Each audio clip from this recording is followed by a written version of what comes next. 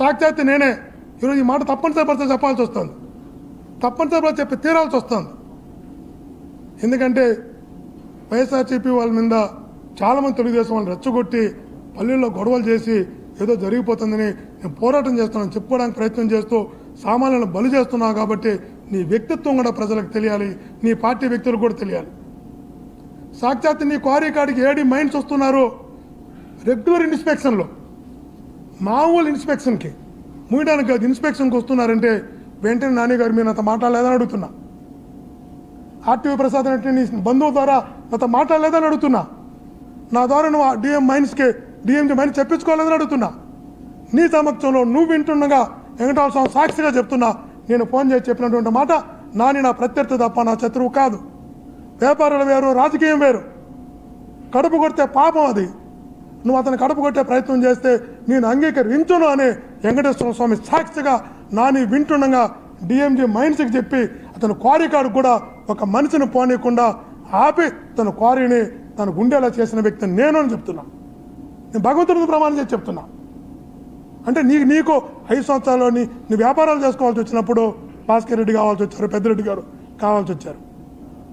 నీకు 12 లారీలు ఉన్నాయి, నీ అప్పుడు పెట్టావు, నీకు ఇస్తే అప్పుడు పెట్టు. నీ ప్రియా ట్రాన్స్పోర్ట్ అని పెట్టావు. నీ 12 లారీలు నాకు ఉన్నాయి ట్రాన్స్పోర్ట్ అని చెప్పావు. ఈ 12 లారీలో ఒక్క రోజైనా ఒక గంటైనా ఆపారానికి ట్రాన్స్పోర్ట్ చీజ్ చేసిన అడుగుతున్నా. 5 సంవత్సరాలు నిరాటంకంగా నీ ప్రియా ట్రాన్స్పోర్ట్ జరిగిందంటే నేను ఇబ్బంది పెట్టాలనుకుంటే నువ్వు నడపగలుగుంటావా అని అడుగుతున్నా. స్టోన్ పాలిషింగ్ ఇండస్ట్రీ ఉంది నీకు చిత్తూరులో. నీ స్టోన్ పాలిషింగ్ ఇండస్ట్రీ నువ్వు కరెంటు బకాయిలు కూడా శుభ్రంగా కట్ల. పెద్దిరెడ్డి గారే విద్యుత్ శాఖ మంత్రి. నీ కరెంటు బకాయిలు కట్టకపోయినా నీ ఫ్యాక్టరీ ఎప్పుడైనా ఒకరోజు మూసారా అని అడుగుతున్నా. ఎందుకు మూయలేదు? వైఎస్ఆర్సీపీతో నీకున్న ఆరో సాన్నిహిత్యం ఏంటి? పెద్దిరెడ్డి గారితో నీకు ఉన్నటువంటి బంధుత్వం ఏంది నీ భార్య ద్వారా? మీరే చెప్తాను నా భార్య దగ్గర బంధువు పెద్దిరెడ్డి గారిని. అంటే పెద్దిరెడ్డి గారు సహకరించారు, చాలా దగ్గరగా ఉన్న పెద్దిరెడ్డి గారితో.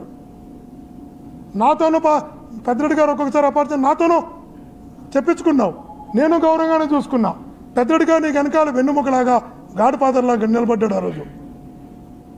కాబట్టి నీ క్వారీ మూయలేదు, నీ లారీలు మూయలేదు, నీ ఇండస్ట్రీ మూయలేదు. అదనంగా నీ బంధువైన గిరినాయుడు గారికి మద్దినాయనపల్లిలో గత 5 హెక్టార్లు క్వారీ ఉంటే మరో 3 హెక్టార్లు మద్దినాయనపల్లిలో 8 హెక్టార్లు క్వారీ ఇచ్చి నీకు బ్లాక్ గ్రానైట్ క్వారీ వైఎస్ఆర్సీపీ గవర్నమెంట్లో నీ బంధువుకు 3 హెక్టార్లు పాతది కొనసాగిస్తూ అదనంగా 3 హెక్టార్లు ఇవ్వగలడం అంటే నీకు ఎంత సాన్నిహిత్యం ఉంటే ఇస్తారని కూడా అడుగుతున్నా. ఇదా కూడా కాదు, మీకు చాలా చాలా స్పష్టంగా చెప్తున్నాను నేను. నీకు అందరం కూడా నీకు అధికారం లేనప్పుడు, మేము నువ్వు అపోజిషన్లో ఉన్నప్పుడు నీ వ్యాపారాల నుంచి నీ నుంచి అన్ని రకాలుగా మేము మేలు చేసామని కూడా చెప్తున్నాం. ఒక కేసు ఏ రోజైనా పెట్టుంటే ఒక డిఎస్పీని సిఐని చెప్పండి. చెవిరెడ్డి భాస్కర్ రెడ్డి అనే వ్యక్తి 5 సంవత్సరాలు నాన్నగారి పైన కానీ వాళ్ళ కుటుంబ సభ్యులపైన ఒక కేసు పెట్టించుంటే చెప్పండి. ఒకరోజు జైలు స్టేషన్కి పిలిపించుంటే చెప్పండి. ఒకరోజు అరెస్ట్ చేస్తుంటే చెప్పండి. అదే తెలుగుదేశం గవర్నమెంట్లో 2014 నుంచి 2019 వరకు నా మీద 88 కేసులు పెట్టారు, జైల్లో పెట్టారు. కడప సెంట్రల్ జైల్లో నన్ను విపరీతంగా కొట్టారు, తమిళనాడు తీసుకెళ్ళి నన్ను కొట్టారు. అపోజిషన్లో పోరాటాలు చేసినటువంటి వాళ్ళం మేము. అపోజిషన్లో ఆప్యాయతగా ఆత్మీయతగా మాతో చాలా అనుబంధంగా పెద్దిరెడ్డి గారితో కావచ్చు, అప్పుడప్పుడు నాతో కావచ్చు, నువ్వు అనుబంధంగా ఆత్మీయతగా జాగ్రత్తగా మెయింటైన్ చేస్తూ నీకు ఏ చిన్న లోటు లేకుండా ఏ చిన్న ఇబ్బందులు రాకుండా నీకు నీ కుటుంబానికి నీ వ్యాపారాలకు ఇబ్బంది రాకుండా పెద్దిరెడ్డి గారిని పూర్తి స్థాయిలో అవసరం ఉన్నప్పుడు చెవిరెడ్డి భాస్కర్ రెడ్డిని కూడా వాడుకున్న వ్యక్తివి నువ్వు కాదని అడుగుతున్నా. నేను వెంకటేశ్వర సాక్షిగా చెప్తున్నా. అతని సమక్షంలో డిఎంజీ గారికి ఫోన్ చేసి చెప్పా, అతను వింటున్నా. కానీ అంటే ఈరోజు 5 సంవత్సరాల్లో మేము అధికారం ఉన్నప్పుడు నువ్వు జాగ్రత్తగా వ్యవహరించావు. ఈరోజు చేతికి అధికారం వచ్చిన తర్వాత చెవిరెడ్డి భాస్కర్ రెడ్డిని విలనగా చూపించి నువ్వు పదవులు పొందాలనుకుంటున్నావు. చెప్తున్నా, ఎంతమందిని కొడతారో కొట్టండి, ఎంతమంది దాడి చేస్తారో కొట్టండి. వడ్డీతో పాటు చెల్లిస్తాడు భాస్కర్ రెడ్డి. ఒక్కొక్కరిని వడ్డీతో పాటు చెల్లించేలాగా చర్యలు ఉంటాయి కూడా తెలియజేస్తున్నా. వదిలిపెట్టే ప్రసక్తే ఉండదు. కానీ ఆత్మీయులైన మా కార్యకర్తలకు నాయకులు చెప్తున్నా,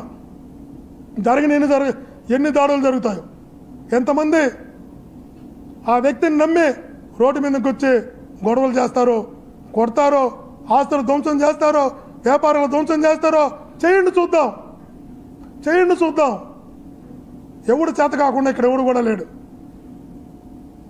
దాని పర్యవసానం ఎలా ఉంటుందో సమయం వచ్చినప్పుడు భాస్కర్ రెడ్డి మీ ద్వారానే చేపిస్తా.